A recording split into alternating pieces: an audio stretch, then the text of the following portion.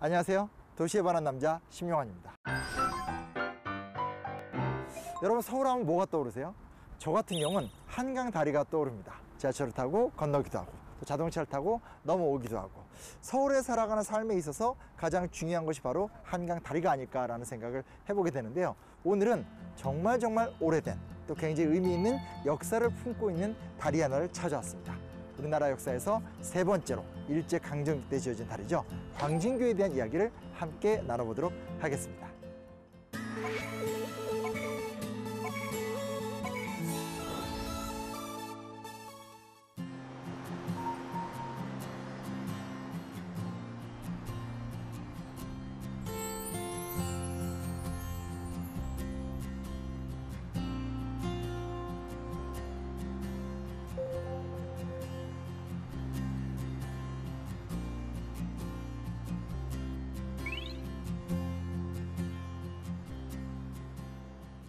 한강은 우리가 잘 알다시피 굉장히 큰 강입니다. 수도를 가로지르는 데 있어서 이 정도로 큰 규모의 강을 찾아보긴 쉽지 않다, 뭐 이런 걸 익숙히 알고 있는 얘기죠. 규모가 큰 만큼 사실은 조선시대 때 또 그 이전에도 아주 중요한 물류 운송의 중심지였다라고도 볼 수가 있습니다. 강원도 북쪽에서부터 시작해서 다시 인천까지 나아가는 어마어마한 대수로였고 유통망이었다고 할 수 있겠죠. 근데 여기서 하나의 의문이 들어요. 왜냐면 이렇게 큰 강을 수도 옆에 두고 있는데 이왕이면 다리도 만들고 해가지고 보다 더 활발한 유통망을 건설하면 어땠을까? 조선시대 때는 이 한강에다가 그렇게 많은 다리를 놓거나 적극적으로 한강을 개척하려는 시도 같은 것들이 별로 없었습니다. 이건 사실 이유가 있습니다. 왜냐면 조선시대 특히 성리학적이고 유교적인 세계관에서 본다라면 다리가 놓여지고 하는 것들은 그다지 긍정적인 모습은 아니었습니다. 검약이나 유교 윤리가 강조되고 농사를 지으면서 소박하게 사는 삶 같은 것들을 굉장히 좀 예찬했던 그런 문화를 갖고 있었고요. 무엇보다 다리가 놓여지고 길이 넓어지게 되면 외적의 침략, 그로 인한 사회 혼란, 이런 것들에 대한 두려움이 컸습니다. 실제로 교통이 발전할수록 질병이라든지 외국 군대가 들어오고 하는 그런 문제들이 있잖아요. 물론 이 부분을 두고 비판을 좀 할 수도 있습니다. 너무 지나치게 외적이라든지 또 어떤 그런 교통의 발전과 다리로 인한 문명의 변화 앞에서 너무 지나치게 소극적이지 않았나? 뭐 이런 비판을 해볼 수 있지만, 여튼 그 시대에는 그런 방식으로 나름대로 그들만의 문명을 만들어갔다. 구한말 그리고 일제강점기로 들어가게 되면서 주로 일본인들에 의해서 한강의 다리가 놓여지게 됩니다. 최초로 놓여지게 된 다리는 한강 철교입니다. 왜냐? 일본 제국주의 입장에서 본인들이 식민지를 관리하기 위해서 사실은 다리를 놓았던 거거든요. 그러니까 경성에서부터 제물포, 즉 인천을 거쳐서 일본으로 가는 어떤 그런 식민 지배 루트를 위해서 이 길이 만들어지게 된 것이고요. 두 번째로는 한강 인도교, 즉 이제 사람이 건널 수 있는 다리들도 만들어지게 됐고, 그리고 나중에 세 번째로 광진교가 놓여지게 됐습니다.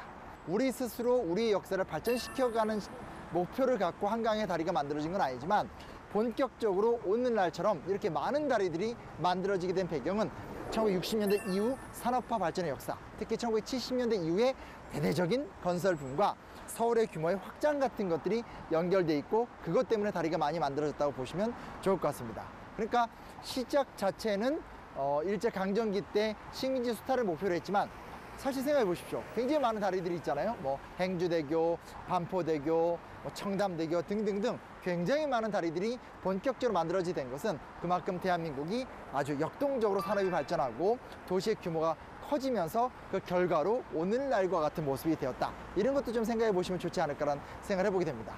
현재까지는 철교가 4개, 그리고 일반 대교가 28개에서 총 32개의 다리가 있다고 하는데요. 최근에는 또 월드컵 대교라는 새로운 다리가 만들어지고 있기 때문에 아마도 서울과 대한민국이 계속 발전하는 한 한강의 다리는 조금씩 더 늘어나지 않을까, 이런 생각들도 해보게 됩니다.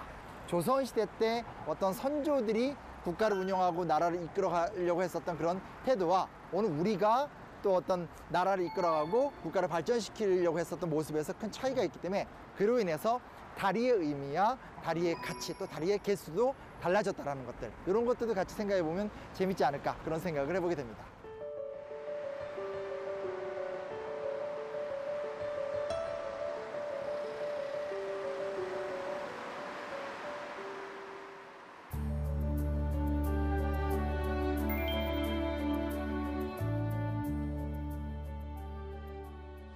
광진교는 광나루와 깊은 연관을 맺고 있습니다.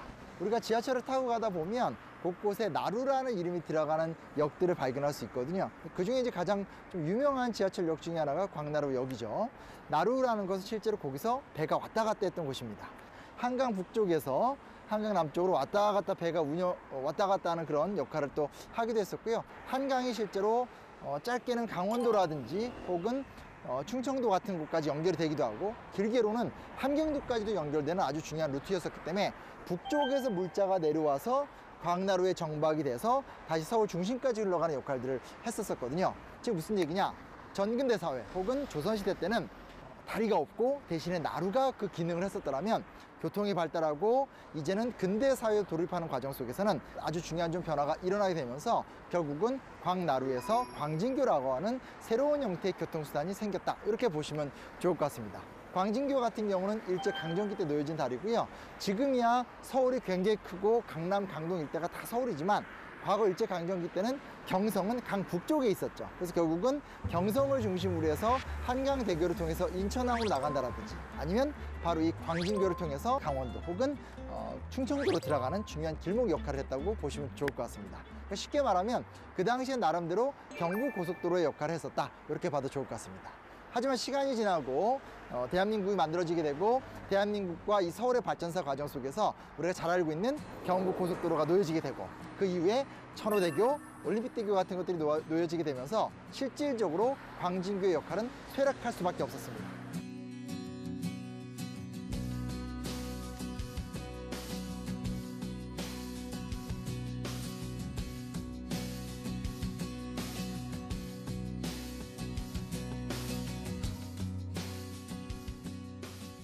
1994년 이후에 성수대교 붕괴 사건을 겪으면서 실질적으로 한강대교, 한강에 있는 모든 다리들에 대한 안전성 검사에 들어가게 됩니다.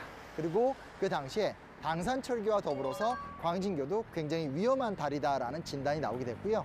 그렇다면 광진교를 어떻게 보수하고 운영할 것인가에 대해서 여러 고민들을 한 끝에 대대적인 개보수 작업을 한 이후에 도로도 2차선에서 4차선으로 확대를 하고 오늘날과 같은 모습으로 새롭게 재탄생을 하게 되었습니다.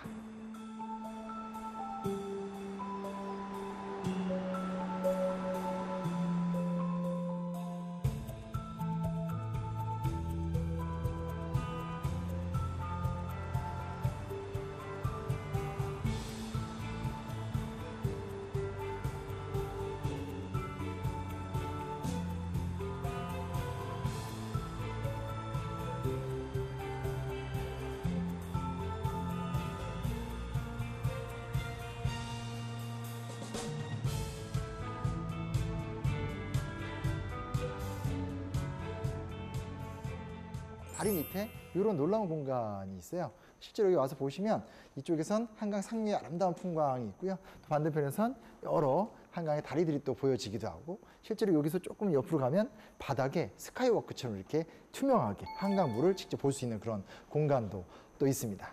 이게 그냥 만들어진 공간이 전혀 아니고요. 새롭게 광진교를 만들 때 말 그대로 시민이 누릴 수 있는 다리, 새로운 형태의 슬로우, 천천히 누리고 거닐 수 있는 다리를 한번 만들어 보자라는 어떤 그런 아이디어 속에서 만들어진 공간입니다.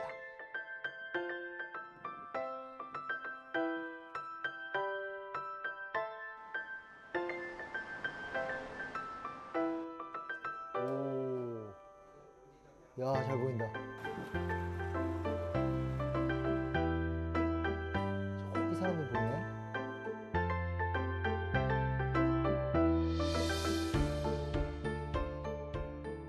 놀랍게도 해마다 이곳에선 광진교 페스티벌이라는 게 열려서요. 광진교의 북쪽 그리고 남쪽에서 사시는 지역 주민들이 함께 모여서 즐거운 또 시간들을 보내고 있기도 합니다.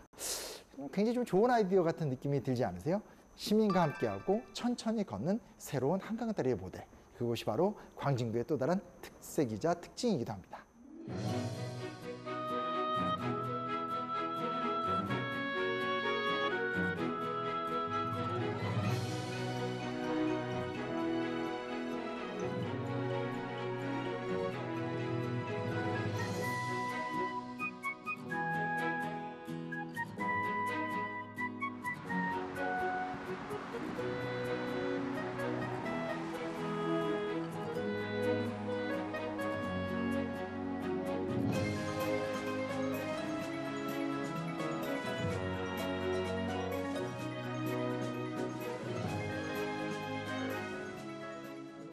자, 오늘 어떠셨습니까? 한강 그리고 한강 다리가 갖고 있는 역사와 그 숨은 이야기들에 대해서 광진교를 중심으로 해서 이야기를 나눠봤는데요.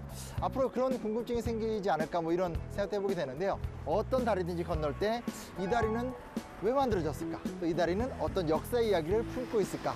이런 고민들, 이런 생각들을 또 해보는 것이 도시를 살펴보는 또 하나의 재미가 아닐까 이런 생각을 해보게 되고요. 다음 시간에는 보다 더 재미있는 이야기를 갖고 와서 새로운 이야기들로 여러분과 만나보도록 하겠습니다. 감사합니다.